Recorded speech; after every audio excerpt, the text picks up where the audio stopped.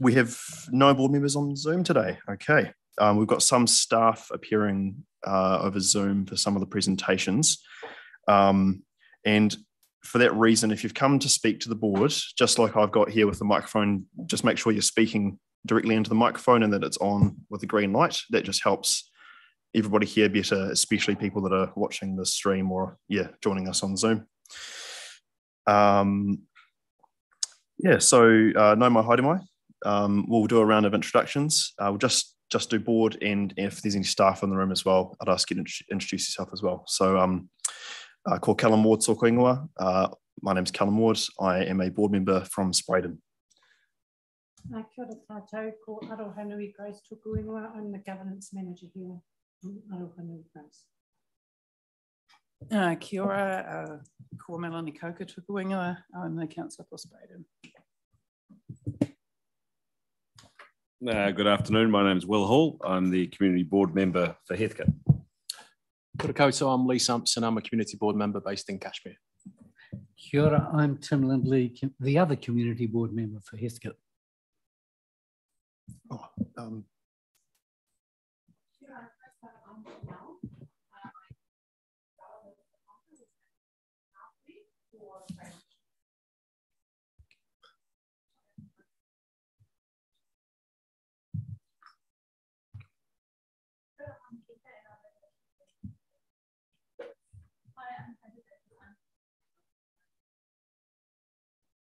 Kia ora, Roy Keneally, Spreydon community board member. Kia ora, Keira Leslie, community board member from Cashmere. Kia ora koutou, Sarah Templeton, councillor for Heathcote Ward. Kia ora, ko Tim Scandrick, koe. Welcome everyone. I'm the councillor for Cashmere. Kia ora, I'm Jane Walters, Community Board Advisor. Thanks, everyone. So only apologies so far from Tim for early departure. Is there any other apologies? Great. I'll move, we accept the apology. Right, all those in favour? Against, abstentions carried. You're off the hook, Tim. Declarations of interest. So obviously we'll be discussing some funding later on in the meeting. So I understand there's some people prepared to declare some interest. Yeah, Tim Lindley, I'm on the board of the Pawaho River Network Group. Cool. Melanie, I'm on the board of Summit Road Society. Okay. Work for Crossover Trust. Cool. All right. So when we get to that discussion, I'll just ask you to vacate the table when we're discussing those. Also, family members at Rowley Resource Centre. Oh, yeah. Cool. Thanks, Roy. Kind of closely connected with Spreydon youth community. Yeah. Maybe just tell us the things that you're not associated with. Yeah. As we go. Yeah. Kia ora. Thanks, everyone. Do anyone want to confirm the previous minutes? Lee and seconded Tim. All those in favour? Against, abstentions carried. Cool. Okay, well now we come to public forum. So this is our favourite part of the meeting. So this is when anyone from the community can come in and talk to the board about anything they like, really. You've got 5 minutes. So we've got a presentation from Wednesday Wheelies. Is it Stephen?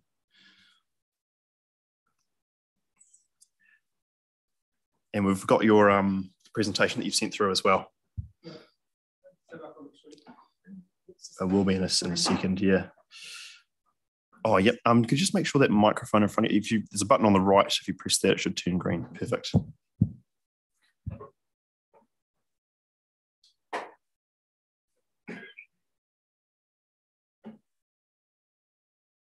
Kia ora, my name's Stephen Wood. I've recently returned to Christchurch. I always enjoyed cycling, and one of the periods that cemented that was 10 years here as a university student. I left Christchurch with a PhD, did lots of other things. I was a research scientist, worked in transport logistics, and ran a boarding kennels. So today I'm talking about my experience in a group called the Wednesday Wheelies. And it started off with one of the councillors, city councillors, suggesting I come and give this talk to their community board. And now I'm coming around all of the community boards, and this is number 5. Wednesday wheelies. So the start is just showing the major cycle network as envisaged 10 years ago, and what it's sort of pretty close approximation of where it's got to at the moment. Next slide. If we're talking about cycling, we've got to admit that lots of people have got different views about the way they see cycling. There's approximately a third of the people are just not going to be interested at all. We call them no way, no how. There's also at the other end of that scale, what's called in this set of labels, strong and fearless. They'll be on the road regardless of what you do. And in the middle, there are people who are already riding, the enthused and confident, but they could be a bit better off if you made conditions on the road better. And then there's a large proportion of the population are curious about cycling, but a bit afraid to get out there. So if you build cycling infrastructure, you're building it for those people in the middle, and the people on either end are probably not going to be very supportive of it, because the enthused, confident cyclists can get by without facilities. So they're also the ones that are going to make the most noise if you propose something they're not that keen on. So they're not the people you're building it for. Next slide. So the Wednesday wheelies, which I've got sort of roped into in the last 6 months, is run out of the St Albans Residents Association, supported by also Spokes Canterbury. It's been running for 5.5 years and getting increasingly popular. It's a Wednesday morning ride. It's catering to those interested, concerned cyclists. And the idea is to just get people out onto the city network of cycleways. And at the moment, we've got a problem with numbers. We're getting 40 to 50 riders a week. And to take them out safely on the network, we only take them out in 10 or 12. So they need group leaders. So I was only there for a few weeks before I was asked to be a group leader. And one of the things in terms of finding a ride, we did have, a lot of the routes were marked out on maps, but I pushed them along a little bit technologically to get that so you could have a map on your phone and treat it like an in-car navigation on your bike. So as a result of that, I was able to produce a map of the whole of Christchurch with all the routes that we'd ever ridden on in that group. Wow. And so what I've done is I've gone around all the community boards and just shown that you're part of the map and the kind of routes that we're doing. So you can see that in this part of town, we're using the major cycle routes where they're built. We're avoiding some of the big arterial roads. We're making connections between things. We're getting out of town, like out to Sumner, up to the Adventure Park, that sort of thing. We're using the river corridor a lot. And then in between that, we're doing lots of zigzagging. And there are places we will take groups that we need to be in single file, and sometimes you need a little bit of a trick here and there to make connections. Pretend to be a pedestrian for a short while and use footpaths. It's not legal, but it's safe. So that shows all the places where we've been getting to. But I guess we also should look at whether we're actually connecting to places where other people might want to ride, schools, sports communities, shopping centres, that sort of thing. So we're not really typical riders. It's just the fact that we can map out what we've done. I've labelled us flatland crosstown tourists. So from that, what are recommendations I would make? One of them was, the major cycleway has been a real addition to the city, and just finishing that off, looking at other connections that can be made. But it's not the only way to do things. If we're encouraging cycling in its short journeys, there's a lot of stuff that's first mile, last mile stuff. So there's you can't get a cycleway on every road. There's got to be another model for getting cycling working with other traffic. And so quick build infrastructure, that sort of thing, maybe in residential neighbours, look at either shared paths or reduced speeds to make that mixing work better. So it was just mainly to show that you can produce a map of the kind of routes we've got from what we did. That's it. Excellent. Thanks very much, Stephen. Just for your information, one of our board's main priorities is safe transport choices, and we're very, very keen on expanding access to the cycle network. Yep. So really thank you for coming along today to put yourself on the map for us. Is there any questions for Sarah? Thanks, Stephen. I've just had a couple of contacts from residents recently around the wayfinding for the major cycle routes, and just wondered if you had any comments about that. Sometimes it, when I was trying to find some of them, there is some way signing around, but they're quite often on little posts that people take up and turn around. Yeah. Right. And so it gets really confusing. Like it took me a while to get the one that feeds out into Linwood Ave correct. The one starting off at England Street. That seems a bit weavy. And so, it is important. Nowadays, I know my way around, and I also, when I'm leading groups of cyclists, I've got a phone on my map, on my handlebar with it displayed, so I know what I'm doing. But wayfinding is really important. Another thing I do is cycle tour through other cities, and that's when wayfinding is really tough to do. Yeah. Thanks. All right, Tim, and then Lee. Just so you're aware, we are working really hard to get that link between the Hoonhay Road lights through to Sparks Road. Yes, and that's so we've got a proposal which will get to Penruddock Rise, and that we built before the beginning of June. It has to be finished by, or Wakate will take the money off us. And we're working really hard. So is that part of the transport choices round, isn't it? Yep. And so in the second part, we've still got a few gambles. In general, this side of town is really well catered for. I live in the northeast, and it's a long way to the closest major cycleway there. It was probably just expanding on what Tim said. We've got 3 secondary parts of the network that are in our long-term plan and board priorities. I'm just wondering what your wish list might look like. If frustration borns change quite often. What's your biggest frustration at the moment missing in the network, even if it's not in our area? I think the eastern part. The second one is sorting out the fights on Harewood Road, but the east has got nothing. And Pages Road, if you just want to, because you can also get a confusion between a recreational road. We love going up and down the river, but that's not how you get from A to B. There may be an east-west route through the south is a good idea, part of an orbital. And so the east probably needs a straight out to New Brighton, Wood and Pages. That would be good. Okay. Can't agree more. As well as developing a river corridor. Yeah. You're preaching to the choir there on that one, Stephen. Thank you for your time. Appreciate it. Cheers. Okay, so we've had no deputations, no petitions, correspondence. We've got a letter from Jamie Lang regarding the trees and the grass verges around. Oh, Mel, this one was addressed to you, I think. Did you have any more contact with Jamie other than that email? No, I forwarded on to Cool. I wanted it to be recorded. Cool. Yep. And we've had a letter from Rebecca Finch around speeding and antisocial behaviour on Howard Street, which I think several of us are very aware of. Happy to refer those to staff for advice. Yep. Your seconder. Yep. Tim, second. All those in favour?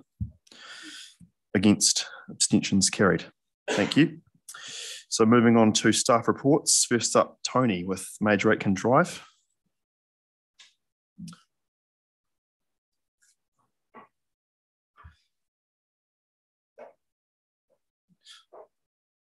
All right. Yeah, if it's green, then that's working. Cool. Take it away. Thanks. So this is a proposal for some no stopping restrictions on Major Aitken Drive, the bend near Yelverton Terrace. So our recommendation is shown in attachment A, which is to retain 2 parking spaces. We had quite a mix of feedback about this. So the majority of adjacent residents preferring as much parking to be retained as possible. The group of residents who originally requested we look into this would like more parking removed. So we've assessed it and we've come to this recommendation. I've put a summary in the report of the consultation feedback and our reasoning, but happy to answer any further questions. Cool. Okay. I was going to say I'd be happy Yeah, yeah. Question, Tim? If you look at the whole road, I mean, you'd be kind of pretty pushed to do 50 plus Ks on that road. What is the speed limit on that? On Major Acre Road, what's the speed limit? Posted speed limit is 50. Yeah. I haven't had any counts done to see what the operating speed is. Could we look at slowing that down just to 40k or whatever? Because it's there are some of those corners which you can't put yellow lines everywhere, but I think just the option to reduce those speeds would be quite good, especially around some of those blind corners. Because it's not the locals so much, it's the sightseers when they're coming downhill can get a bit interesting. Yeah, I have had a request for a lower speed limit there, so I forwarded that on to my colleague who's developing our next level of the speed management plan, so it can be considered as part of that. Thank you. Cool. Sarah? Thanks. So just so I'm clear and looking at attachment A, it's the two parks that are retained, they're just either side of the driveway at 89A. Is that right? Yes, that's correct. Any consideration of just putting a couple of white ticks or something like that, white markings in there, just to show that, so that there's no risk of blocking driveway and other, so to show that we should only be fitting one car in each space? We can look at that. I'd prefer not to at this stage. Okay. It's sort of a bit inconsistent if we just have a few parking ticks, but certainly if it becomes a problem, if it becomes a at problem. Okay, that's fine. And it looks like all of the properties in that area have ample off-street parking. Yeah, thanks. Cool. All right, so Tim's moving, Lee seconding. All right, yeah, look, I mean, I think it's a quality report. You've balanced a lot of different considerations here, and yeah, ultimately prioritise safety, which is what else can you do? So, do we have any other comment? All those in favour? Right. Against? Abstentions carried. Thanks, Tony. Appreciate it. Okay, next up, Stuart McLeod, dedication of local purpose road reserve. Where's his road? Howdy, Stuart. You have before you a report that seeks a recommendation to council to legalise a thin strip of local purpose road reserve that runs across the realigned Worsley's Road. It's a result of a practical step we took during COVID to ensure the subdivisions could proceed and they could have a road in place, and we just want to make sure we can keep it open by making it legal. Mm-hmm. Cool. Is that a question, Keir? Oh yeah, cool. Cool. So move a Keir, second to Tim. All those in favour? Against? Abstentions carried. Thanks, Stuart. Thank you very much. Okay, so Peter Rogers, you're on Zoom, I think. Proposed Coleridge Street parking restrictions. Yep. So can you hear us? I can hear you fine. Good sound quality in the room today. Oh, good. So this is we had a briefing with the board a month or two ago on this matter. We've done some early engagement with. Sorry to interrupt you, Peter. Are you able to put your camera on? Oh, yeah, sure. Hold on. Sorry. There we go. Perfect. Thanks. Right. Yeah. So we did some. The engagement team did some early engagement with some of the businesses and asked about what sort of parking people wanted, and following briefing the board, we went out to formal consultation, saying we'll start off with putting some outside 24 Coleridge Street, outside, which is Happy Hire, which was the original request. The feedback came back, and another business at 36, let me just double check my notes. Yep. At 36, also asked for the same outside their frontage, so we have included that in the recommended option in this report. And in the last week, within the last week, after the report had already been through sign-off, we had a third business at number 25 wanting to also have outside there. So I've forwarded that appropriate resolutions onto the board advisor to include if the board chooses.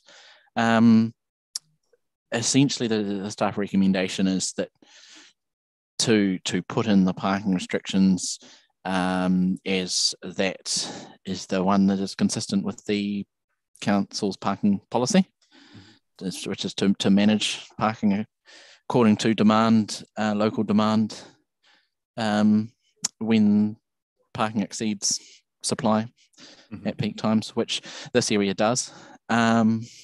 Alternative options we looked at, well, do nothing as an alternative. Put it just outside 24 Coleridge as the original request.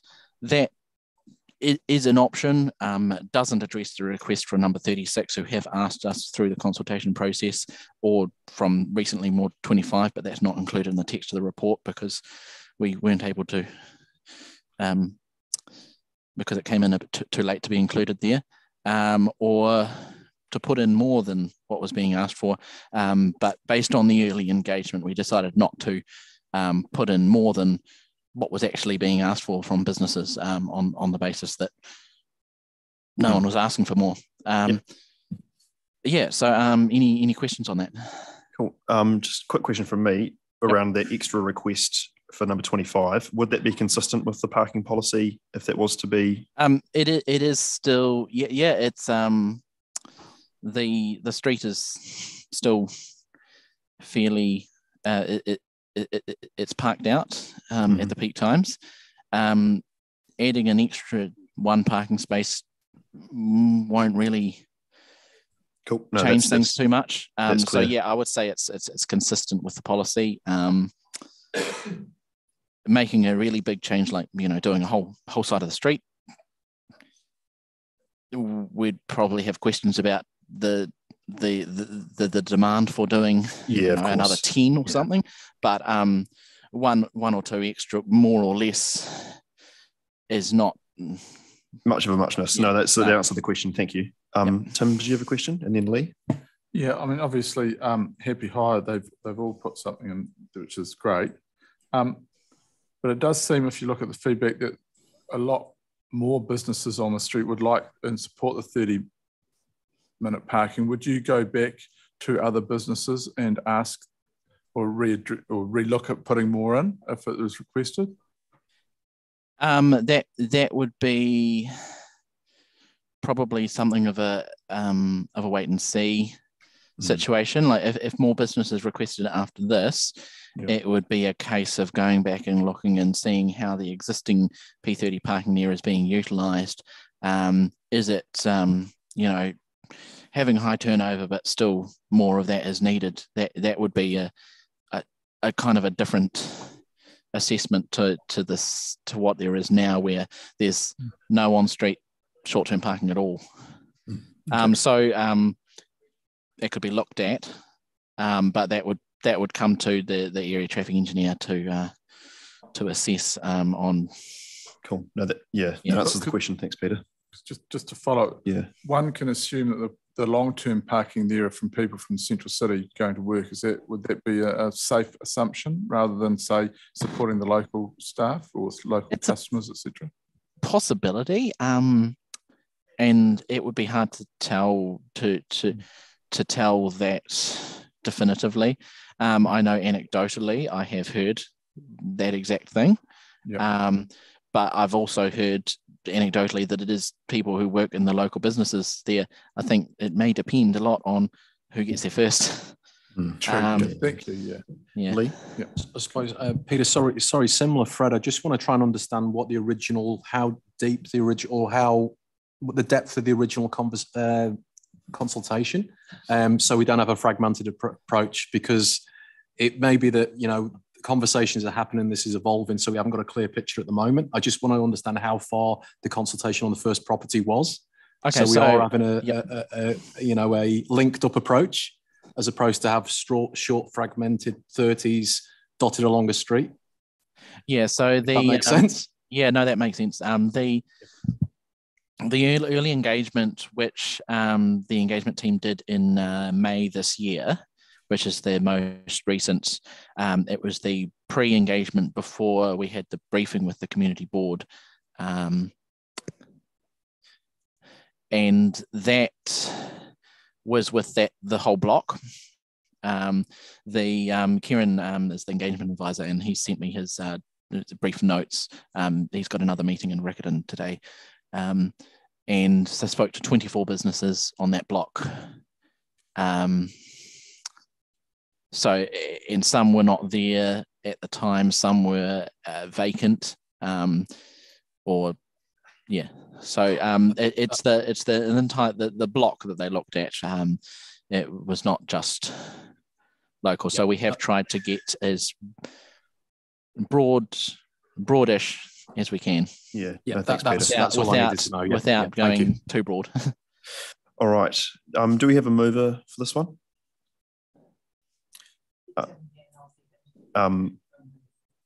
Okay. Sorry, just to be clear, are you wanting to move the staff recommendation, or are you wanting to include? Okay. All right. No, so not including 25 Coleridge Street. Sorry, just to clarify the process that's happened here. Staff have put together a report for 24 and 36. They've made a recommendation, and after that, they've got a very late after the finish line request for a similar change to be made outside 25. So if we want to include 25, we just have to move an amended motion. Are you happy to move an amended motion? Yes. Cool. Are you happy to second that, Sarah? All right. All those in favour? All right. Against? Abstentions? Carried. Thanks. Cool.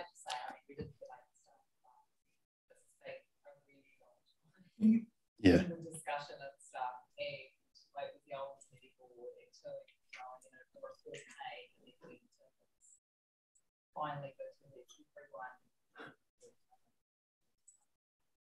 Yep. Sorry, not at the moment. Yeah, we're just if you wanted to get in touch after the meeting, that'd be fine. Yeah, cool. Yeah. Yeah. All right. So Stuart, we have got Stuart back for the. Oh no, I've got it wrong. I'm looking at the wrong part of my thing. Sorry about that. Cool. Oh, did you hear that, Peter? We've moved them, accept the report, so you're all good to go. Yep, that sounds good. All right, thanks. Thank you. Just a note. When Sarah was talking earlier, I couldn't hear you, so your microphone might be a bit. Thank you for that. Off. No, I didn't have it on because it was just it wasn't debate or anything. It was just glad we've got this finally done. Fair enough. Thanks for your work. Thanks, Peter. Okay, have we got Megan online yet? Okay. Oh, yep, Marcy. Oh, thank you. Appreciate that. So this is the Sumner Village green tree removal. Cheers. Don't forget your microphone. I don't have a whole lot of extra to share, other than it's a fairly simple, straightforward tree removal. The reason we didn't get it approved when we got the rest of the landscape plan approved was because at that stage it was held in a different way, and we didn't need to. Now we do, just to make sure we've ticked that box and got to that point. So yeah, take it as read. So happy to answer any questions on it. Question, yep, Lee. Is there? I'm going to ask the question. Could we have offset the trees? I noticed. I don't know the utilisation, but what I'm looking at is the western fringe of the site isn't occupied. So I just wondered whether we could offset 4 trees within the site. So yeah, right, absolutely. The trees are actually being replaced in the plan that's in your in the board report. There's actually a whole village green off to the side, which Megan didn't include in the report. That helps. That has got way more than 4 more trees. It's got lots and lots more trees in it. Okay. I believe in the order of 20 to 25. So it's being well and truly offset. Thank you. Yeah. Yeah. Cool. Was that a question, Tim? Or right. Oh, sweet. So we've got to move Sarah. Yeah. Just going to ask a quick question though. Oh, yeah. Time frame for the build and everything? We're getting there. We're hoping to build over the summer. We're just getting the tender package out and ready to go. The most important thing is we get the right constructor. to get the best outcome. It's quite, the bowls are quite technical, and there's a limited number of contractors available that can build skate parks to this quality. We don't want to build something that's substandard by getting the wrong contractor. So we're putting a whole lot of extra effort into making sure that tender package is set up properly, and we get the right outcome. And once we've got the contract signed, can we have like a newsline story or absolutely. something? Yeah, because like this has been. Yes. Yeah, no, we can do you definitely remember do that meeting in the summer school hall? I do. All those years ago. Yeah. I think I wasn't there personally, but Megan was definitely there. She was. So no, we will do that. We did do an email update when we got the consent granted. So that took 9 months and 3 days to get granted. We got there in the end. We didn't do a newsline story at that time because we don't usually do a newsline story for a resource consent. But yeah, when we got those signed and got some clarity over the bill, that would be just let us know that. And we're keeping the Sumner Green and Skate people informed as we go as well. Yeah. Right. Any other questions? Sarah's moving. Do I have a seconder? Tim? Cool. All those in favour? Against? Abstentions? Carried. Fantastic. Looking forward to the opening ceremony. Thank you. I'll be skateboarding, mate. Yeah. Oh, sorry. Hi, Megan. I'm so sorry, but we are very out of character, have been running slightly ahead of schedule, and we've actually just passed the Summer Village Green Tree Removal Report. Were you able to listen into that?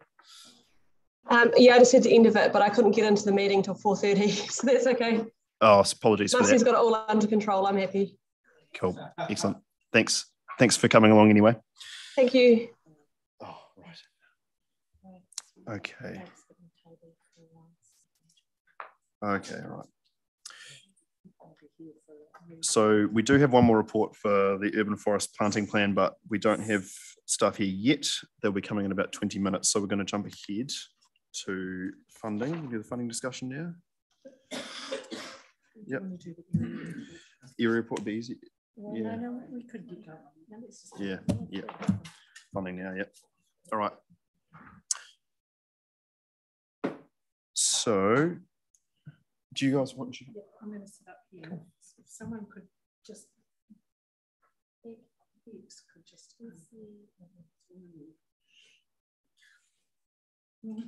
just have to get ourselves. So just to, we've got just to remind about conflicts of interest. So we've had declarations of interest from Tim for the OHRN, Melanie for the Summit Road Society, and Roy for for Crossover Trust and Rowley Resource Centre and SYC. So what we're going to do is just go through in order to start with the conflicted items first, and I'll ask those people that are conflicted to actually remove yourself completely from the table. Would be great, and we'll get through those, and then we can all come back to the table to discuss the rest. Sound good? Cool. Okay. Oh yeah. Just excluding. Cool. I mean, was there anything you wanted to just headline at the start, or? No. Yes, it is. Yes, it's public meeting. Yes. Yeah. Really, just to say that this is a significant piece of work for the team and for the community board. It's something that enables the kind of community work that the board, local stuff that the board holds dear to its heart. So it's always a pleasurable moment to bring this to the board. We've had some good conversations and workshops around it, so I don't think anything. I haven't got my little microphone on. I don't think anyone's. We need to actually say anything about any of the particular groups. There are no. So that's us. Yeah. Cool. Kia? Just working through them sequentially, I'd like to suggest, in following some conversations with board members in the past, that we increase the OHRN from the recommended 13,500 to 17,500. Mm-hmm. I believe that was discussed with board members previously. So I would like to make that recommendation if people are comfortable. Cool. Are we happy with that one? Yep. Okay. So we'll just deal with OHRN for now. 17,500. Yep. Are you happy to move that, Keir? Yep, happy to move that. Cool. You have a seconder, Tim? Cool. All those in favour? Against, abstentions carried. Great, thanks. You can come back, join us again, Tim. Thank you.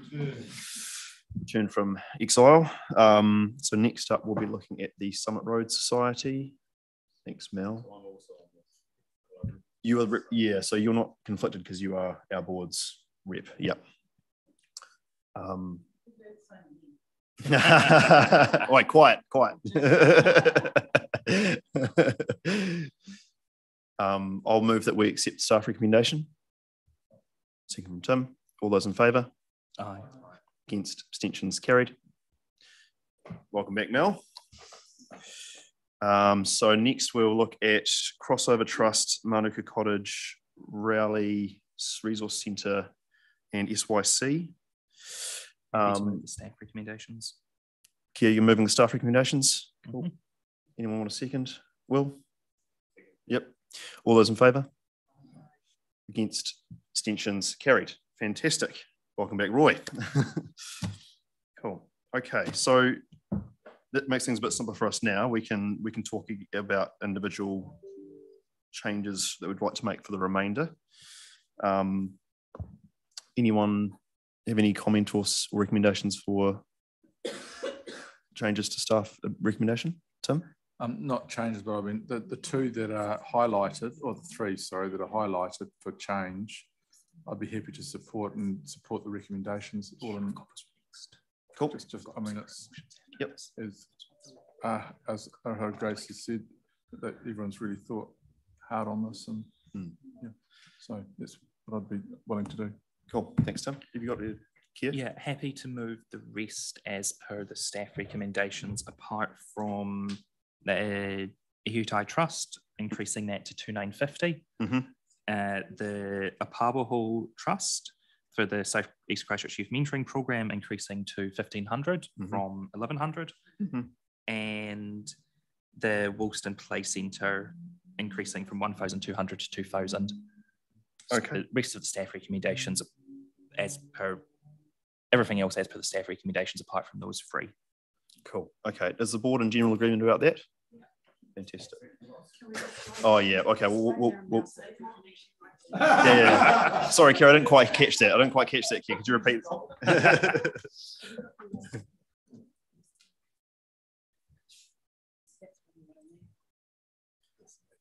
We've been a bit too efficient this meeting. Maybe I won't be leaving. Yeah. Yeah.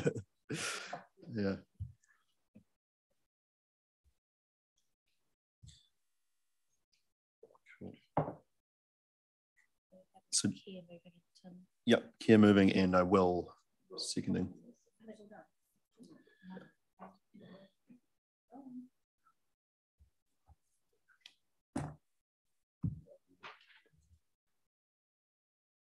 So, well, actually, should we just adjourn for a couple of minutes? Yeah, when do we have Toby coming? In 10 minutes. Oh. Yeah. So let's adjourn for 2 or 3 minutes. 5, yeah. Right, let catch up.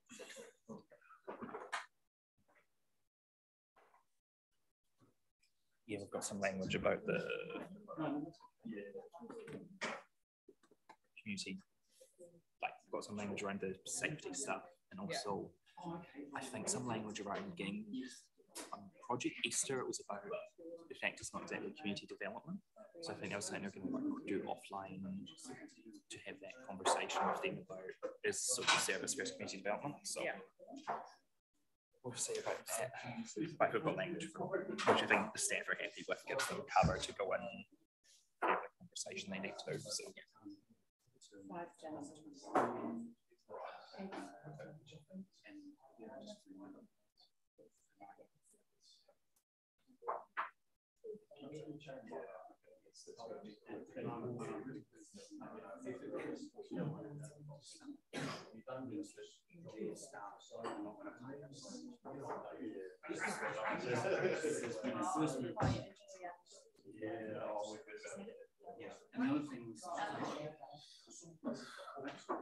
Was it pretty tough in the council last week?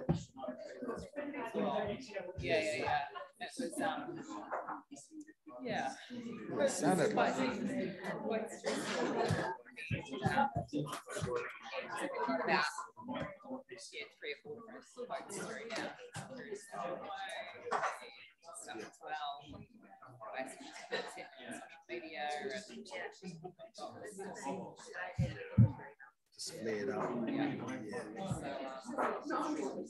it's just, not necessary, but I think the thing is that each of the councils don't like that and said each of these, that's just not good enough.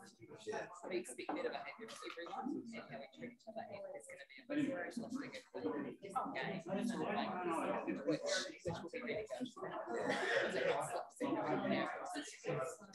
So, yeah. You all right? Yeah, still recovering. Yeah. Because it's just because of the trip because I thought about that 18.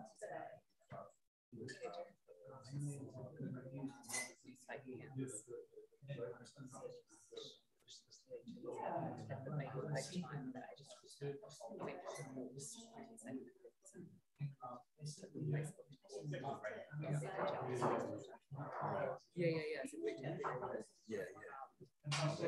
Which was really good. Sort of set a bit of a precedent for showing the new characters. That's awesome. Which was really cool. Yeah.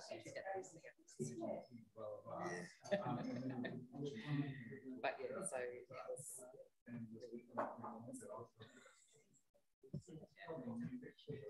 good to do though, but confronted.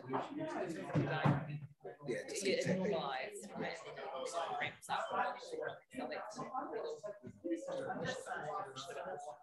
but that counts as fine.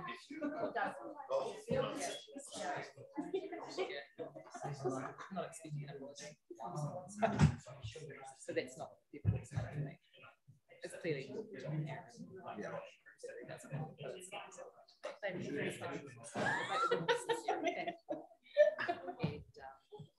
so what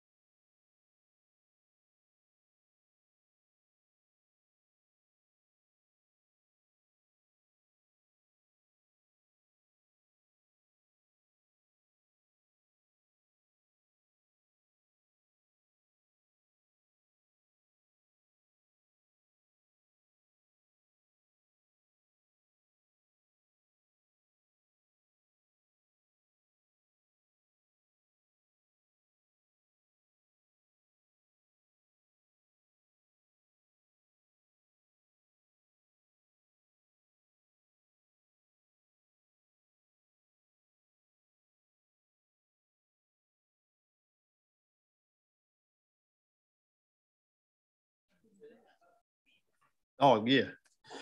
I was searching for the species list, and then I found, yeah, thanks for that, Lee. That was, yeah, cool. So we've got Toby and Katie. Can you guys hear us all right? Callum. Oh no, sorry. I've jumped the gun. Apologies. No, yeah. I'll blame Mel. Yeah, cool. Okay. So we've got staff have recorded the changes requested by Keir. Just before we move the report, so there are a couple of things that I know that some board members are keen to consider when we're talking about funding in general. speaking for myself, we're funding a lot of a whole variety of groups here, and I would be very keen to ensure that obviously inclusivity is really important for whatever groups we fund, and that's inclusivity of any variety of, you know, ethnicity, religion, sexuality. In particular, I'd be really keen to see when that sort of health check process happens for groups that we're funding, a real strong consideration of rainbow inclusion for our youth communities that we're funding, just to ensure that those spaces are safe for our rangatahi. Yeah, is that the sentiment shared by the whole board? Cool. Okay. Tim? Yeah, just one thing in general right across council that's concerning me is that we have more groups coming in asking for support, which is fine, but the money's not growing. So I think we've got to look at, because it comes to a point where you can only spread so much so far, and the money that, say, you give won't actually achieve what is required. So I think we've got to, two things, what I'd like to see is, one is looking at the new groups and what they're doing and achieving, and is there a gap, or could they work with another existing group? And I guess the other one is, if a group's expanding, are they expanding because they want to and they expect they'll get funding from us? Or at some point, do we say, hey, you're doing a great job, we have supported you, but don't expand just because you can? Because I do see that, and it's an opinion, because others may not agree, and I totally respect that. But we are in a situation that economically everybody is under the gun, except for the top 4% who we never see, let's be honest. But we've got to be very respectful of everybody now, I think, and their concerns, because I'm seeing more people in business taking mortgage on their mortgage to keep the business going, and they might have 3 or 4, maybe 6 employees. It's not good out there at the moment, and I'm really conscious of that. And if you look at when we started this funding way back when Sue Wells and Barry Corbett were there, one of the funds with regards to supporting with youth in sport was a family with 5 kids. And, you know, they're just middle class, but they have 5 kids going in and out of sport and funding that. So it's right across the board, and I'm really concerned about that. Thanks, Tim.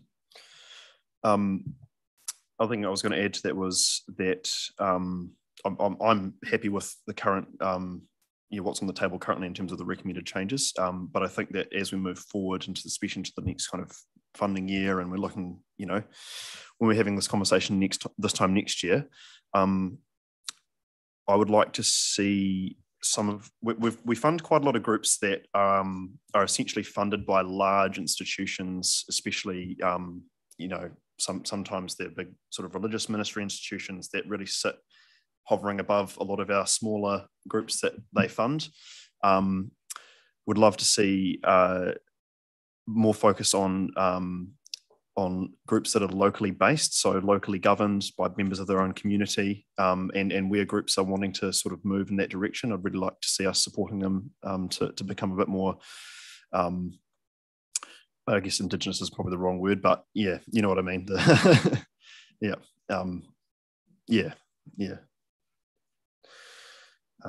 And I think we've also discussed as a board the living wage conversation, and obviously that's not going to be something that we can just ask all of our groups to do straight away, but it would be nice to have an understanding of how we can maybe support groups that are wanting to go on that living wage journey.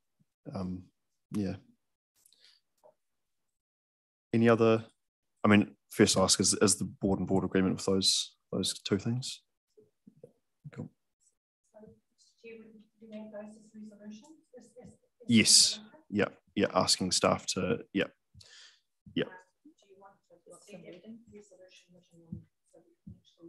Oh yes, that'd be great. Thank you. Share the screen now.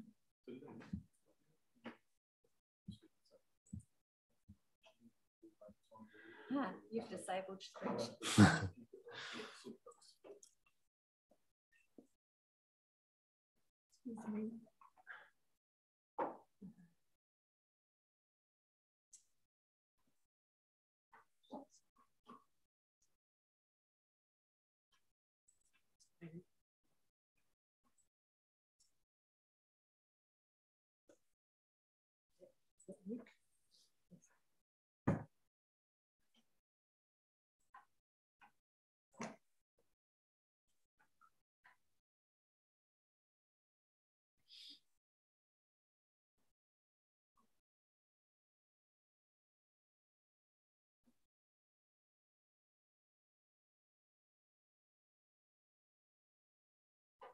Okay, just give everyone a chance to read that.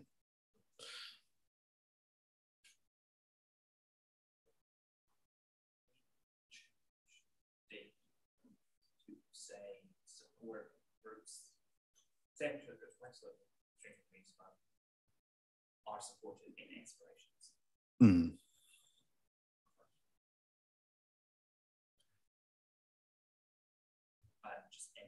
Yeah. Yeah. That would, yeah, where they are, we'd like to support that. Mel? With A, and I agree with that, but I'm just wondering if we could make it, I mean, if we don't know any other issues, but I wonder if we could also have that end broader diversity issues to cover those things like ethnicity, gender. Yep. Because they are still, obviously, that's not the only No, that's true. issue. And I'm happy for that to be spelt out, but I think other diversity, I don't know what the wording is. But yeah, well, women aren't a minority, unfortunately. Yeah. Not minority. Yeah, the rainbow and other diverse. Yeah.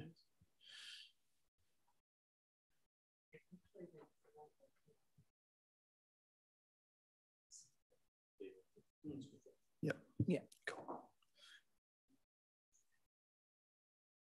Okay. Any other questions or comments on that one? Grace? I didn't say that, of course, this is also putting forward our summer with the neighbours and communicating with the community board projects. We've got the. Oh, yes.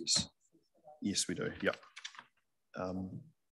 Mel? It's a tiny thing on the wording that are inclusive of diverse communities rather than the other.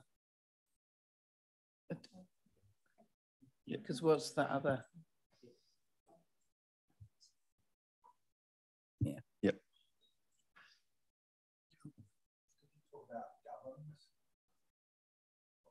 True, yes. See, yeah. So staff and government diversity. Yes. Yep. In fact, yeah, that's probably more important in some ways. Yeah. No, good spot, Roy. Yeah. Staff, yeah. Oh, yes. Governed, yes. Pretty unforgiving. Cool. All right. It should be our staff. Anyway, yeah, I think we can. If there are grammatical errors, we can probably read between the lines there. But cool. All right. Are we all happy with the resolution as it's written up there? Yep. It says, to ensure that groups applying are, and then staffed and governed diversely. They may not be already. We want them on a pathway to do that. Like they may not be already, and we may not want to just choose not to fund them because they're not currently. But you wouldn't be reading too much. Like you wouldn't be declining because of. As a rule, no. Okay, that's cool because it's Cool. Oh, that's good to clarify. Actually, it's a similar thing to the living wage one. Yeah. Okay. All right. I'm happy to move.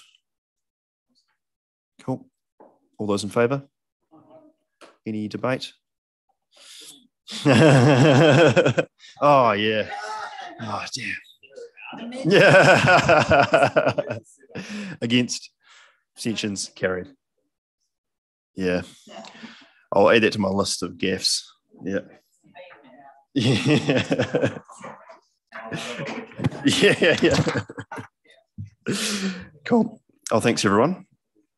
And Yeah, thanks, Tim. All right. And thanks in particular to staff for all the hard work that was put into producing not just that report, but all the information and the conversations that lie behind that. Okay. So, now we're back to, apologies for that interruption earlier, Toby and Katie with the Community Parks Urban Forest Planting Plan.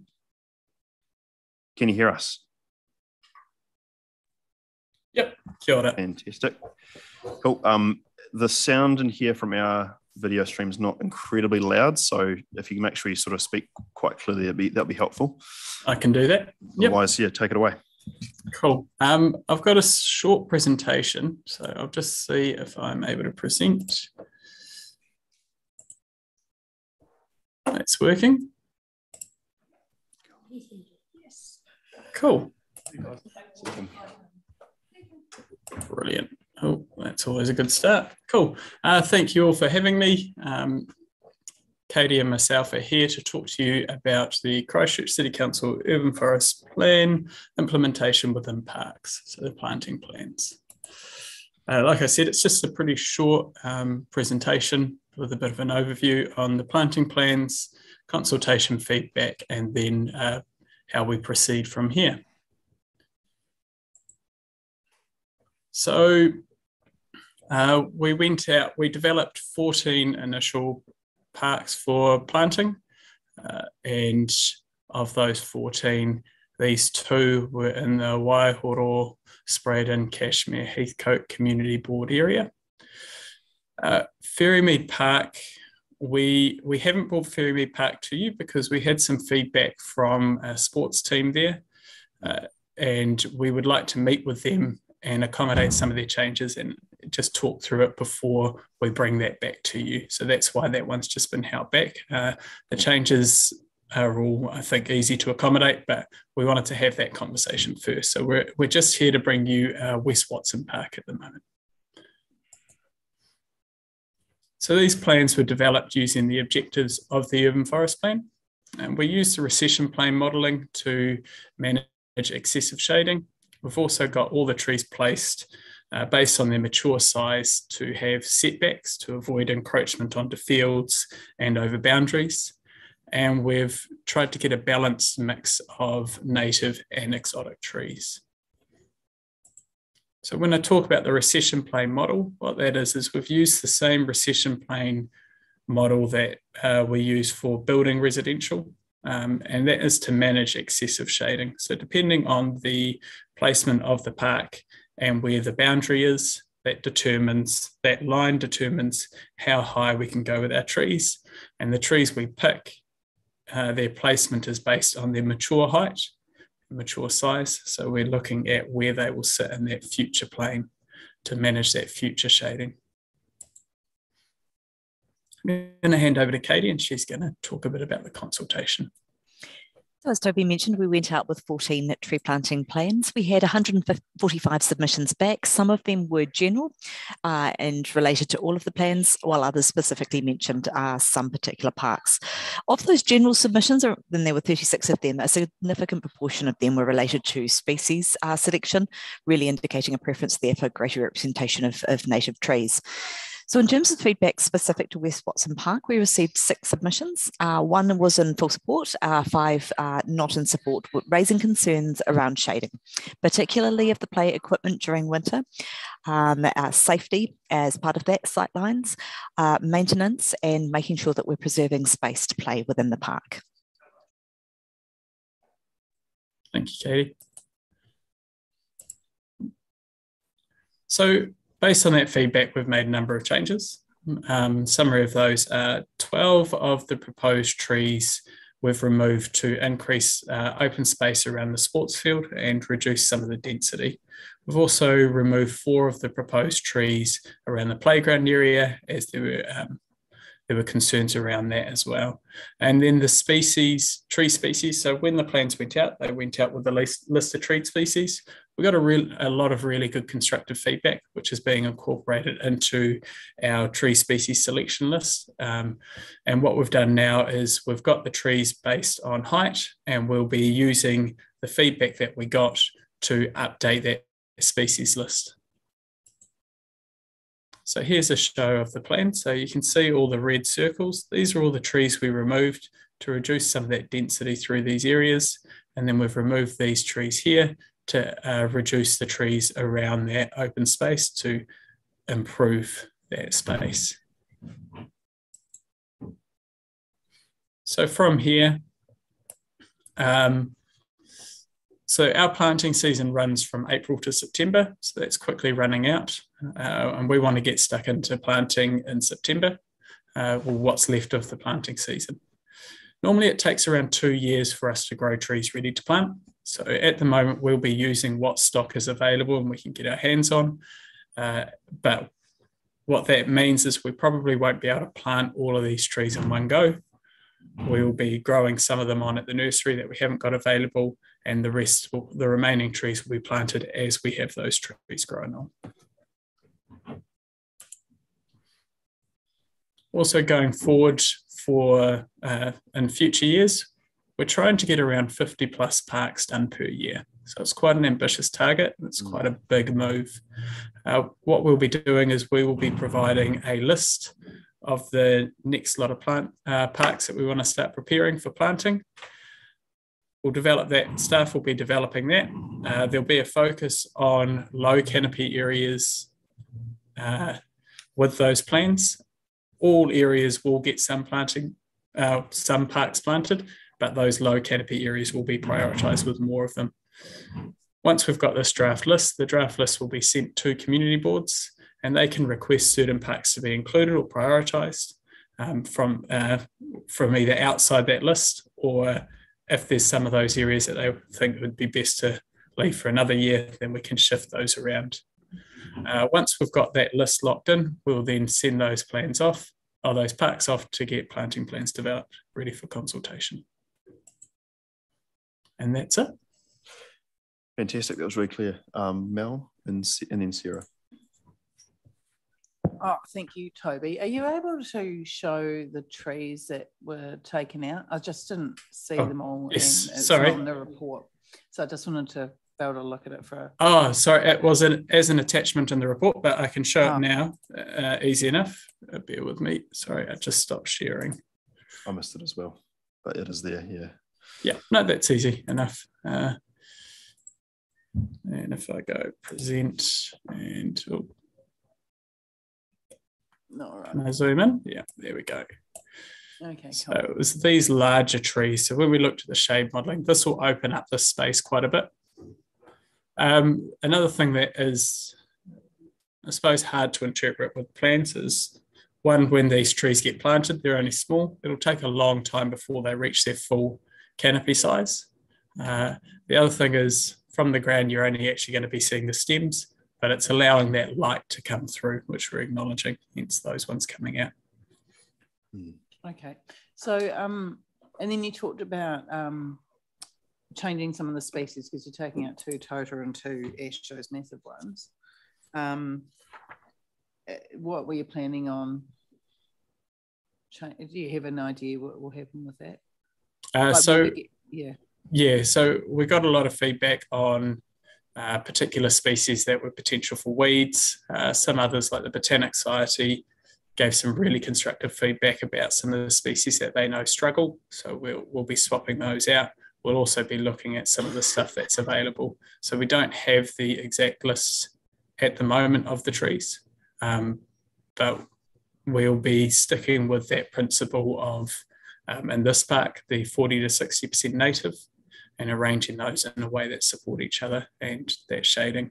And then the others will be that the remainder will be deciduous or exotic evergreen trees to get that nice balance and that species diversity. One thing I was, because the shading is quite a big thing that people have talked about, and I was just, because with these shading plans, they're really cool, but it's sort of, because this is in winter, obviously some of those trees will be deciduous, and then the shading might be different. I guess we won't really have a proper idea of, I mean, you won't know anyway, because you don't know what a tree is going to grow into eventually. Exactly. Yeah, it is a live thing. Yeah.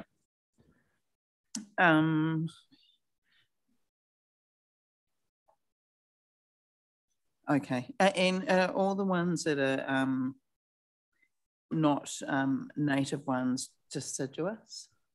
Not necessarily. It will be, so you can have evergreen exotic trees as well. So it'll be choosing stuff that suits the site. So yeah, stuff that complements each other. So where we've got a dense area, we may go more deciduous, smaller trees and things like that. So. And then just one final one. There's some trees that had like sort of flowers that fall off, which is seen as a good thing about them. But then sometimes you get people that complain about that stuff. And I noticed some of those ones are around the edge of the park, and there wasn't specific feedback on that. But have you got any thoughts on that? Yeah, so I mean, a lot of the complaints you get around, I suppose, falling flowers and things like that are from branches overhanging. So we've got setbacks on that to avoid that overhang where we get a lot of those issues. So when we generally receive complaints about trees, it's the trees that are close to the boundary and overhanging over that boundary. So the circles you see, they're trying to estimate that mature canopy size as well, and we'll be taking that into consideration when we're planting the species, both on height and that spread of that tree.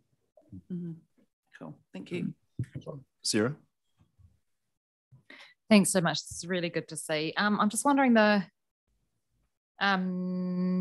it's hard to tell from the diagram because it does say 3 very large trees, but it looks like 2 of the very large ones are ones that were now no longer going to go in. It's hard to tell from the diagram. So we've got 1 very large tree and then another 2 here and here. I'm not sure if you can see my mouse. Can you see my mouse? Oh, one there. Yeah, one there, and then these 2 are very. Oh, okay. Over the 2 other are side. very large here and here. Yeah. Oh, yep. It's just because they're in closer proximity, and the original species that was identified, that canopy spread would have been a little bit lower than that one. Okay. But we'll be interpreting that as we start to pick those species. So the playground thing, something that gets raised relatively frequently and something that's dear to my heart is actually shading for playgrounds over summer, because New Zealand has, the highest rate in the world now of melanoma, and all of those kind of things. Yes. And that didn't get mentioned, but the shading in winter did for the playground. And I do realise it's an issue. Is there the potential to have trees that are deciduous close to the playground so that you do get that shade? And could we have those trees back, but have them deciduous so you don't get the shade in winter, but you do get the shade in summer? So one of the other reasons that these trees were removed was the playground renewal program said that when this is renewed, they thought these trees may get in the way. So when that comes through to renewal, I'm not sure of the date, we can look at putting those trees back in. But I completely see your point. That's why I left this tree and this tree here. And these ones around here, around where that flying fox is, to continue to provide some of that shade. These are more on the southern side of the playground as well. Okay, that's fine. The other thing I was thinking, it would be really good to do, not just with this park as it's being planted, but with all of the ones, is every park should have a really nice interpretation sign or 2 at its entrance saying what we're doing and why, so that people understand the planting program, what we're trying to do to lift the canopy cover across the city, the benefits to the wider community, because we are likely to get, at some stage, because we do with some mature trees and parks now, some complaints over, leaves and gutters, those kind of things. Yes. The individual impact. But, every kind of park should have some good signage explaining what we're doing and why, and maybe put the plan up. That would be great. Thank you. Yeah, good feedback. Lee? I appreciate this is largely about getting runs on the board, but I suppose there's a little bit of a leap of faith here, because a lot of the consultation is about species, and I know you're saying there's some constraints about what we can source, but I'm just wondering if you can give me some comfort about once you know what trees are, how you can keep the board informed. It's just obviously a lot of the sentiment is about the species. I know we've got some ratios, but Yeah, I think when it came to a lot of that feedback, so a majority of that feedback was around native versus exotic, not independent species. So that did really come around to the ratio mix. The ones that were specific around individual species came from places like the Botanic Society, and we'll be taking their feedback on board. So I think the people who really got engaged about the actual species list were those horticultural groups, and they've provided really good constructive feedback, and we'll be engaging with them. So that side of it. I think the other side, which was the native versus exotic mix, I kind of saw that as an acknowledgement that native was important, and where we were getting that feedback, that's why that range of 40 to 60% would probably push more towards that 60%. But it's going through the tree policy and urban forest plan. It is a constant topic that comes up anytime we do anything, with many people saying we want more native, but equally there's a lot of people who really want to keep that deciduous look as well. So. Okay, and just a small supplemental. In terms of, you talked about the challenges of the availability, nurseries. Can you allude to what council is doing to make sure it can resource, how it's back in the nurseries, how you're actually doing some work internally to make sure we can source the varieties and species that we need and communities told us we want to see? Absolutely. So a big part of resourcing is demand. So now that we know we've got this program up and running, we've created that demand. We've got our own council nursery, so there's space there. We're doing things to increase the capacity at that nursery. One of the things we're doing is we're reducing the size of the trees that we're planting. The reason we're doing that is actually we find that instead of planting the 45-litre trees, which are 2.5 metres tall, they sit in the ground and they really struggle. We get a lot of tree loss. We're in our parks, we're looking at going for a smaller grade tree, so they'll be around 1.2 to 1.5 metres tall generally, and they're in a 25-litre. That allows us to grow them to that size a lot quicker. They get better success rates when they're planted, and as soon as they get put in the ground, they generally start growing straight away, as opposed to those bigger trees that get put in the ground and they're kind of in shock and take a while. Our nursery's already predicted that we're going to be increasing capacity, so they've already started shifting to those 25s, and I was out there today and there's a whole lot of them growing on. Now it's just around getting a clear idea of what we need and then ordering those 2 years in advance, and using the feedback that we got from these plans to get an understanding of what kind of mix we're going to be expecting for those trees. And things like that feedback and wanting to see more natives, that gives us a really good indication that we're going to want to see quite a lot of native trees.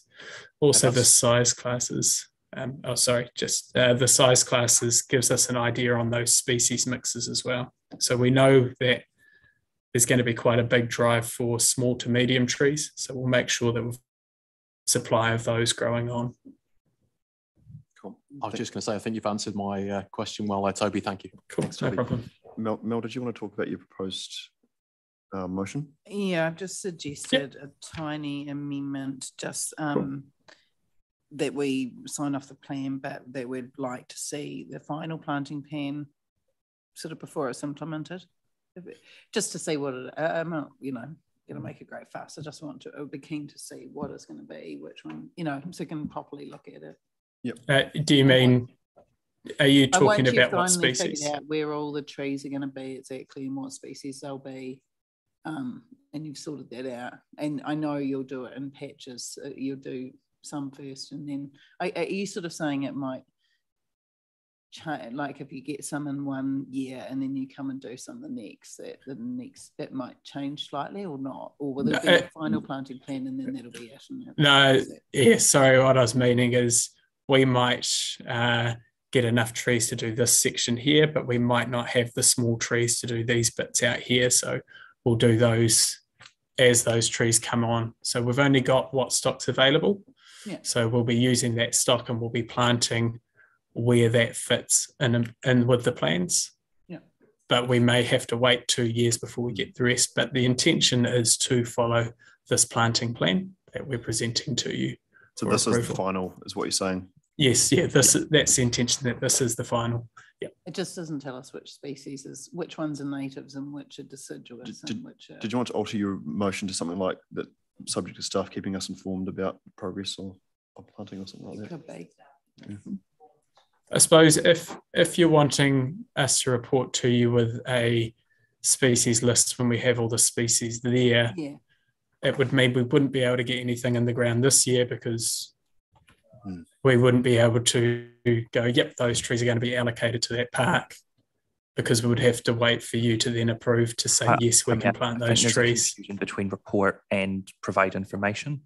Is that correct? That you're wanting to be told? Am I just a memo with it? Yeah, a memo or because something. You can't plant them if you don't know what you're going to plant. So no, we can provide a memo to give you an update on the species. It's just a report. I just would like to see the final planting plan with what species are going to be. Okay. I'll stop. Lee? It might be helpful or not, but I just wondered if we delegate it to the chair and the deputy or is that overly complicating things? I know we want them to move forward. All the sentiment is about the species, so it's just like a memo. Once the species are sorted, the board receives a memo to show this is fine. So we're not proposing any more approval gateways. Just we're not trying to put hurdles in the way. Just to make that clear. I just want to be kept in the loop. Yeah. And do you want the exact species, or are you wanting this is native and this is exotic? Because you must know what they are in the I'm just so you may as well, because you've done one like that already. It's just, do you want us to also split it? Because I don't know what your botanic knowledge or your tree knowledge is, but if we give you a list, are you going to understand what's the exotic, what are the natives? Is that important as well? If you can do that. Otherwise, I've just been Googling.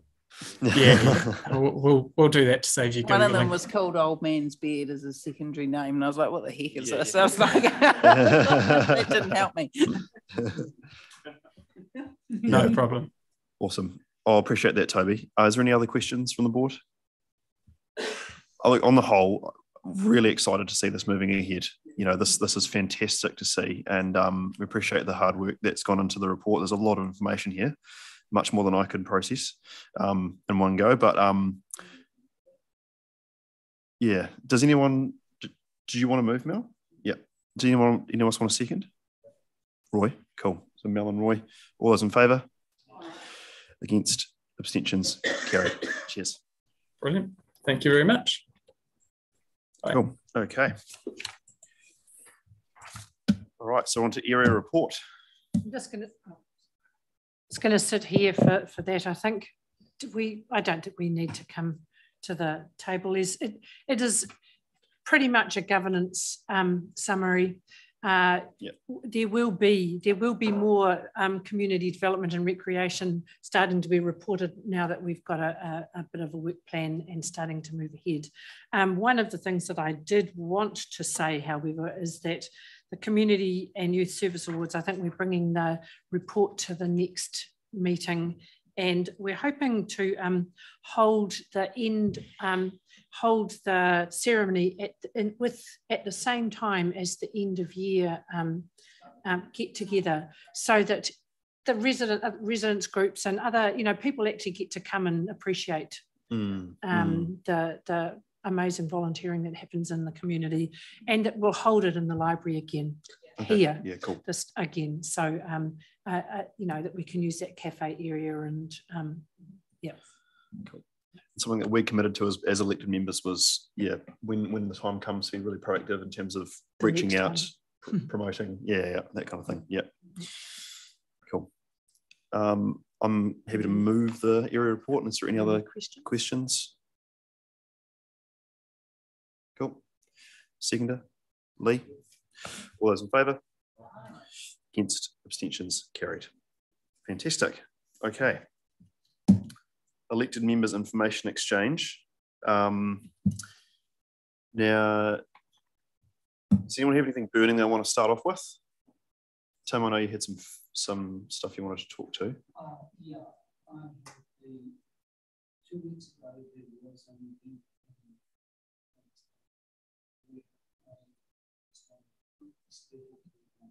Oh yeah, turn your mic on, thanks. Where a person on a mobility scooter coming around a footpath was tipped over into the road because he couldn't fit past a lamppost. So it was reported on the Facebook page for Heathcote, Mount Pleasant, Redcliffs. So, and a lot of people made comments on it. So I paid a visit to it, took a photograph, and while I was standing there looking at it, a woman went onto the road with her pram. This is on the screen just here. Yeah, walked past the lamppost and then back up on and said to me, that's what she has to do because the pram can't fit. So I put in a request for service. Someone else has also put in a request for service. What I got back was a really weird question from CCC saying, what is my solution? I said, well, there are 3 potential solutions: cut the bank back, shift the post, or put the footpath around the road a bit. There's plenty of room. That is interesting. Yeah. So I put a comment back. I would recommend making the footpath wider around the road. Okay. Cool. So it was quite a serious incident that happened, and someone was tipped out of their scooter onto the road. Yeah. And that photo is just manifestly absurd. Yeah. All right, so we're just happy to refer that to our staff as well to follow that up as another channel. Cool. Thank you. Cool. Okay. Did you want to talk to McCormick's Bay as well? Was that you? Oh no, that was Tim. That was one. Oh, that was McCormick's Bay. Sorry, Tim Scander was going to talk about Waimea Terrace, but he's gone. He's gone. Yeah. Okay.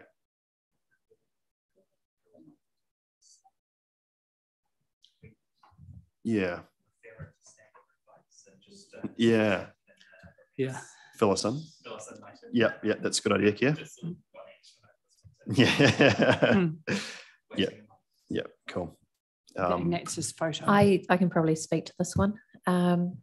So the developer who has been banned from continuing work, or builder, has not reinstated the footpath. So Tim is wanting to possibly refer to staff to see what can be done to make this a safe, safe for the residents. Thanks for that, Jane. All right, happy to move that to staff. Well, Tim, did you want to continue on? Is there anything else you wanted to add from Music Exchange, or?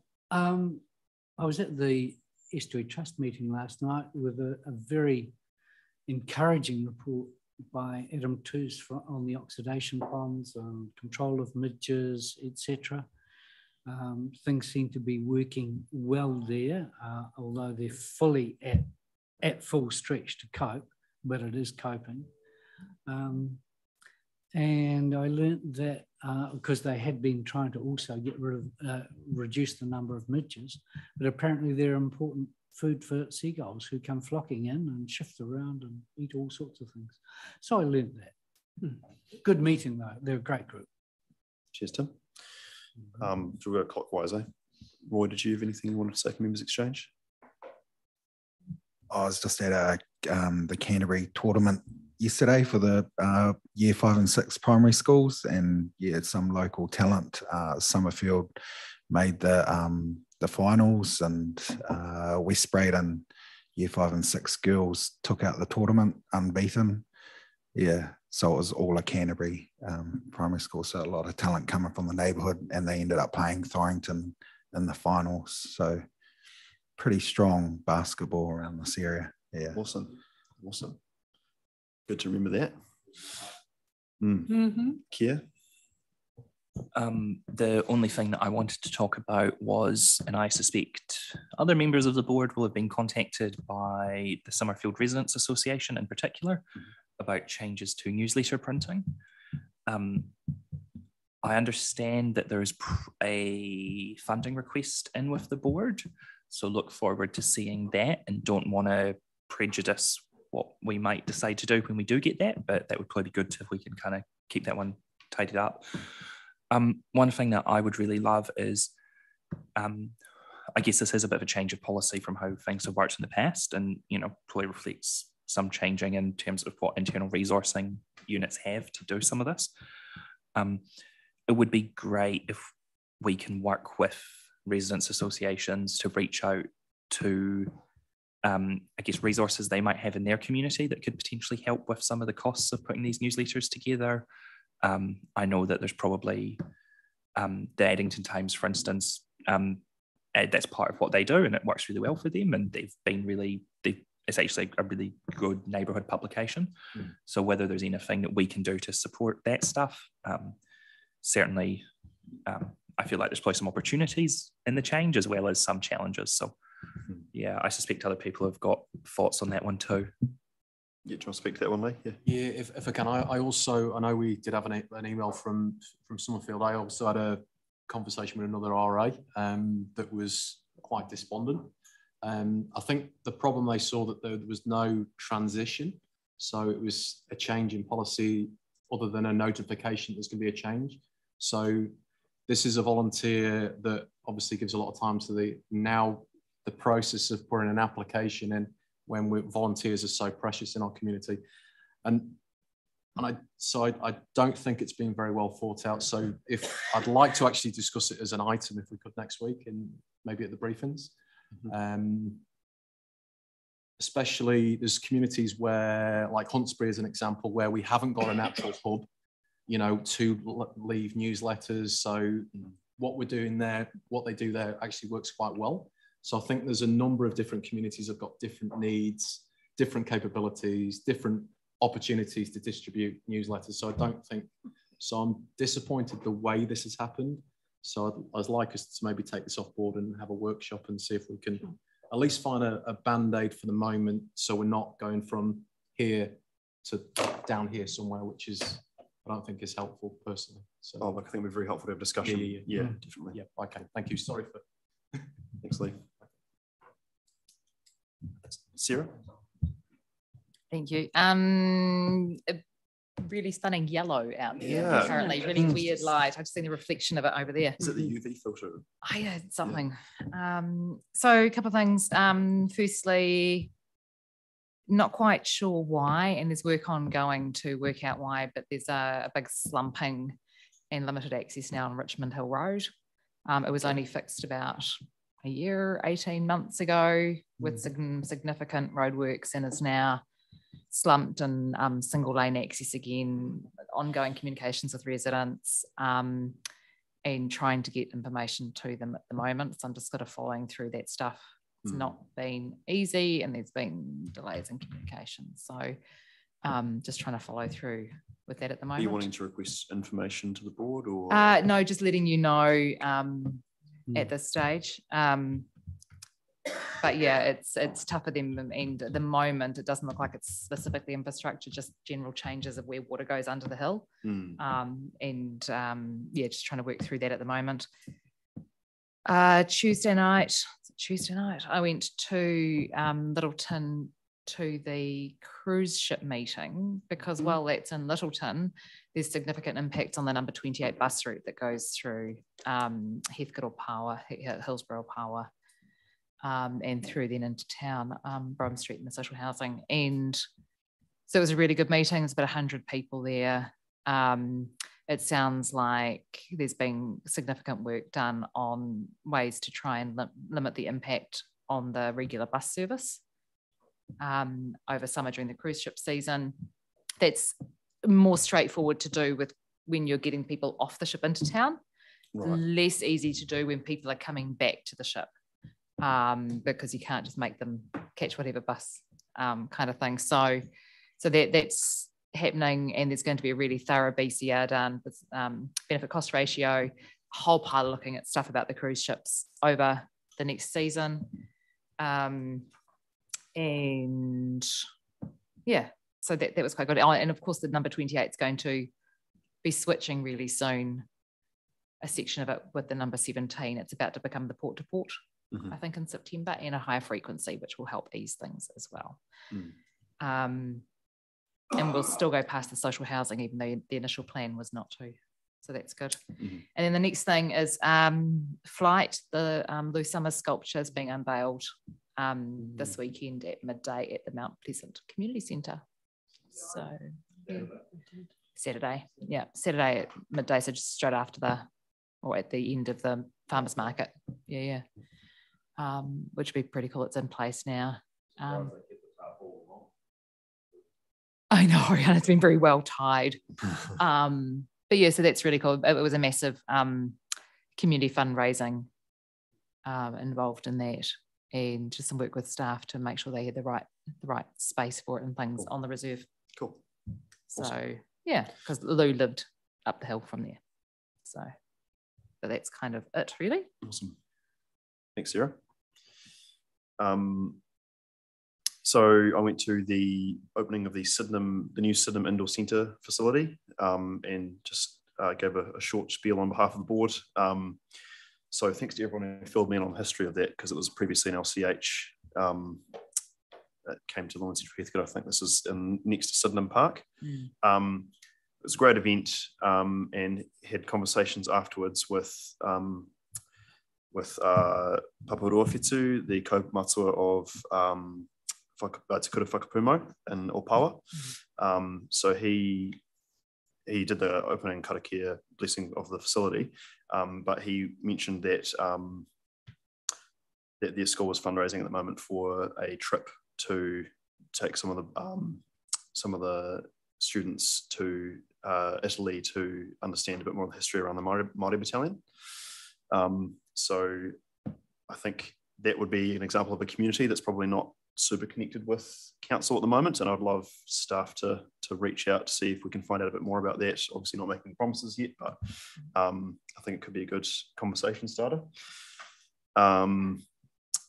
Also had a chat to the cricket club, and they were very interested in the former City Care site for use. And I know that it's not the kind of thing that we can just, there's lots of complexities there, but I do think it would be worth, as a board, understanding a bit more about that site, because at the moment it's owned by DCL, Christchurch NZ. Yeah, and okay. I'm not imagining that we're going to be able to use it as a cricket pitch, but I think it would be good to. it would be good to understand that as a board, because I really had nothing to say to them about it.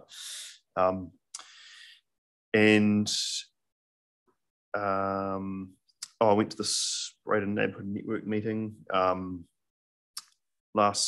Tuesday, and we've got emails from Sonia about this as well, but I just wanted to raise it here as well around they had two issues. One of them was requesting a review into the need for a community centre in the Spreydon area, and I thought I've said to Dennis that basically we'll sort of wrap that up as part of our work in terms of growing neighbourhoods in that area. That'll be one of the factors we look at.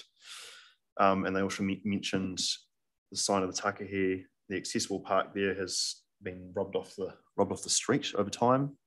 Just it's worn away. It's not very visible anymore. They'd like to see it repainted. So apparently, did they put in a service request? We did talk to them about putting in a service request, but I can't remember if they. Okay. I didn't get an answer either. Okay, yeah, we can follow that up anyway. And finally, no, actually, that's all for me today. Yeah. The board chairs meeting this morning. Oh yes, I did. That was my thing that I forgot to put on the list. Yes, I did find it. Yeah. I just took a guess. It was at council. Yeah, that was really a really incredible event. And they had copies of the report public, in hard copy there to read, and it was quite harrowing reading. I think, that there is a lot of attention from obviously the survivors around the renaming of the streets. It's actually really clear that this is just really, really important. Inspiring to hear from some of the survivors around their stories and the things that they've managed to work through, and the way that they've been able to, I guess the Royal Commission process has provided a forum for healing for a lot of people as well, a chance to share with people who will listen to what happened to them. And I think for me, reading the report, I felt like I needed to have a shower afterwards, to be honest. And I think that's all I'll say. I'm excited about the opportunity to be part of healing for people in our part of town by removing those names from our streets and reserves. Yeah.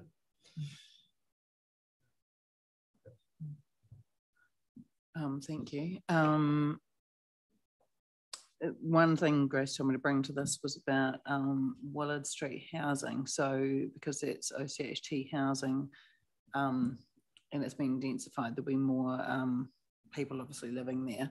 And Jo Robertson actually contacted me because at the school she wanted to know how many kids are going to be moving in there. So, and because that will happen quickly, I imagine, so that they can make a plan for how to fit whatever students end up in their zone, which is right next door to the school, how to fit them in there. So that's an interesting question.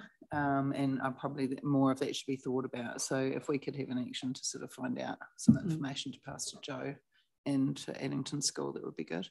And kind of related to that, there was a meeting that I don't know who actually set it up, that Graham from Raleigh School and Kainga Ora, and they wanted to have some other people there, and they asked me to come along. And I actually wasn't really sure what it was about. And it was about how they're doing all the intensification in the area over the next 18 months, which is great. And what they want to do is get ahead of the curve with the huge number of people that will be moving into the area. So one of the considerations is that there could be up to, probably won't be so many, but there could be up to 152 new students living in the area, and the school's only 159 or something, 160 something. So that if that happened and they all went to that school, which they probably won't, but it would double the size overnight. And they'd need teachers and all that sort of thing. How would they manage it? So, but they also were interested in working with council on other things that they talked about, like how do you deal with all the stuff that we think about with intensification and people bring up, like parking on the streets. It was people speeding through the area. Amenity and parks, they talked about having another basketball court down at Hoonhay Park, you know, that kind of stuff, what to do with rubbish bins, all these things, but they're quite keen to work with council on that. And I sent through a query but not had a response, and then that's why I asked a question of during one of our meetings, actually asked a wee bit about, you know, do we do that? And apparently council works with KO, we do that in Shirley, because I don't know if you were there when Bruce said that. So I think it would be great if we can kind of get ahead of things to make plans for the streets. And, you know, maybe put in yellow lines. They were talking about, there was all sorts of discussions, you know, stop people parking on the road, that kind of thing, to make safe. So it's very interesting. So I'll see if maybe as a board we could put a request in as well to sort of strengthen the email I put through. I think that would be good. Yeah, go for it. Just to add to that, like Raleigh School, like when Graham come on board, it was sitting at 83 and now it's up to 160. So it's just about doubled its role. And that's how many years? It's only about 3 years. Yeah, it's crazy. Yeah, and yeah, like you say, they've got 100 days just to build, you know, up to 3 houses, or depending on how big the complex is. And so these houses are going on. And they're nice too, but it just, you can see I'm going into school and I'm like, who are these kids? Yeah, there's a quick transition too. We were told, like, once the house is ready to be finished, it's a 10-day window where they say, okay, right, do you want to come have a look? Do you want to move in here? People go, yep, they moved in within 2 to 3 days, and boom, within less than 2 weeks, or within 2 weeks, you've maybe got 4 more kids that need to go to school. And it just happens like that. And somehow the schools got to accommodate it. I found that amazing. It was incredibly interesting. So I'd like to look more into that. Yeah. Yeah. Just like how Addington copes with it is that their staff room is now a classroom. Yeah. And their new room that they're using as their staff room is their whānau room, which is probably about a third of the size of this room. So it's tiny, smaller than that. Probably about the size of the room, maybe that meeting room next door. Yeah. But how do you get the teachers was the other thing I thought. But yeah. The other thing that's coming up, and I've encouraged someone to send through like an email and come talk to us, was about Coppell Place. There's lots of, it's really busy because it's got so many takeaway outlets. It's like, I don't know if you remember it from that other, it's right next to Lincoln Road where you went to that bakery, and there's a lot more, there's heaps of cars parking on yellow lines. So now I will divert down there instead of going around Hoon Hay Road sometime when I remember, and I'll stand there for 10 minutes on the line to get parking enforcement to come out. So I've got the same car twice with parking ticket, but I'm prepared to go there a lot more, but there's other stuff. So there's a problem with, I don't know what the solution is, but we will need to look at that. And then the other thing, and I think this is public because it's been sent to a public person, so I may as well mention it, because when I went to Selwyn Bishop, they all were asking about the Bram Street upgrades and what's happening with those buildings that are on the corner by Bram, Selwyn and Somerset, the opposite from our reserve. Yeah, and so what I found out actually it was from Melanie Williams, and she only sent it to that resident that asked specifically, and myself, but because a lot of it's been sold, that land, and it's been sold to the Crown. So it's where the container dairy was, if you know that, and it's the buildings on like Somerset, so away from the Brom corner, but on the Brom corner itself, they would like to buy it, but whoever owns it, and you can work out their affiliations if you drive past it. Whoever sold it, it is making it difficult to purchase. But so just as though that the Crown and Waka Kotahi are going to be purchasing that land, and I think some of our reserve land to do some of their works. Pitch in on back an issue with the parking and bits and pieces. There's quite an issue we get really frequently about people parking on footpaths. And I'm just wondering, like there's been a little bit of national advertising, like the Liam up north did a wee petition, the sort of 16-year-old. I'm just wondering whether it's worth us requesting that council do some education in that space about why it's like a Newsline story, something we can share, why it's not good, like it damages, it means that pedestrians have to walk on the footpath, on the road, and actually cars should be parking on the road, not on the footpath, that kind of thing. Maybe we could just request something on those lines. Sounds good. getting lots of damage on berms and stuff and footpaths. And one following from ECNN, and I was just thinking about groups in general. Sometimes volunteer groups have challenging meetings where it's difficult for them to chair them because their personality, you know, we've had these issues in a long time anyway. But is there availability for, because we get chairing training as elected members, but is there anything like that for volunteer groups? Because it's actually quite hard for them if they've got someone that they have known for years and years who's being a bit of pain, like how to deal with them, because they don't get that training and yet they're running a public meeting. We'll look into it. Thank you. Can I just go back to the Coppell Place one? We can have an action around looking at some education, public education. Do you also want to ask for some enforcement? And you know, like a burst of enforcement, rather than you having to do it? Well, yes, I mean, they could go. I have already told them they could go there pretty much any time and probably catch a car. Actually, I've been there times where I've been ringing about one car and then another car will come park on the yellow line and the footpath. The person will go to the dairy, to the pie shop, eat the pie, walk around, get back in and drive off before I've managed to talk to anybody, and the enforcement wouldn't catch me anyway, and you can't take a photo of it. But there's other issues with other.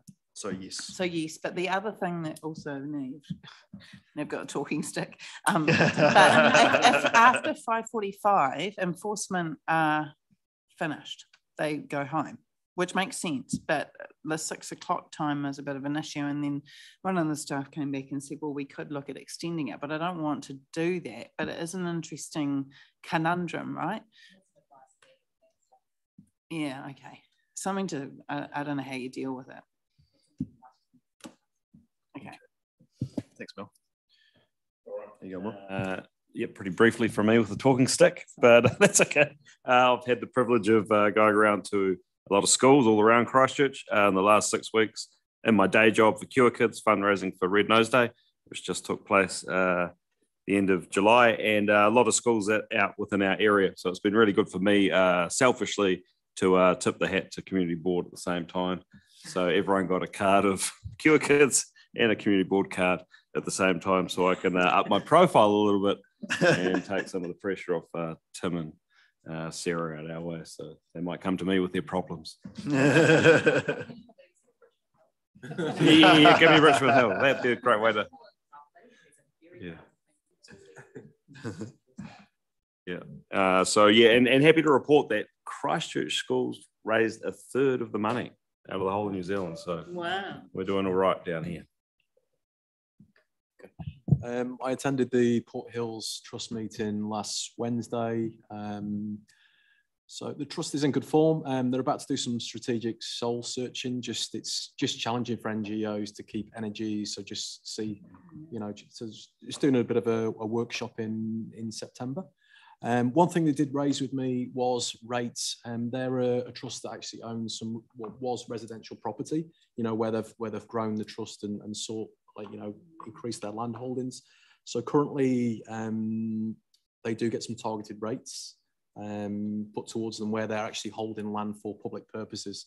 So I may I'll probably send this, so maybe send an email to staff with the addresses just to see if I presume there should be a relief system for that, but they still seem to be getting some targeted rates. But if I'll maybe just write a succinct email with the addresses, and if we can seek some policy. If we seek some policy advice on that, because I'd be keen to know regardless. So yeah, okay. Yeah, information will be helpful. Probably me, I think. Yeah. Thanks, Lee. Okay, we'll let you catch up for a few seconds and then we'll bring up the karakia.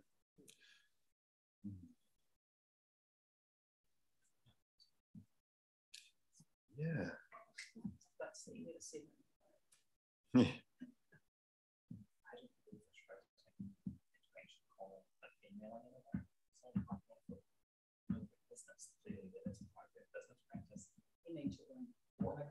It was just like, oh, we can't do anything for you anyway. I'm just like, oh, could you not just we clearly do this 9 to 5 every day? Could you not just send someone out? Just it's very frustrating. If there's no yellow lines, I don't think there's anything you can do anything. So I was given some advice around that. Right.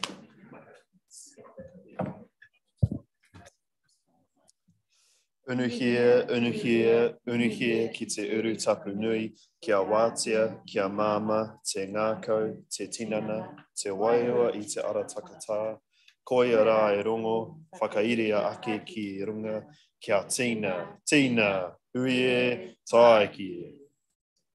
Remember we still live stream. As soon as I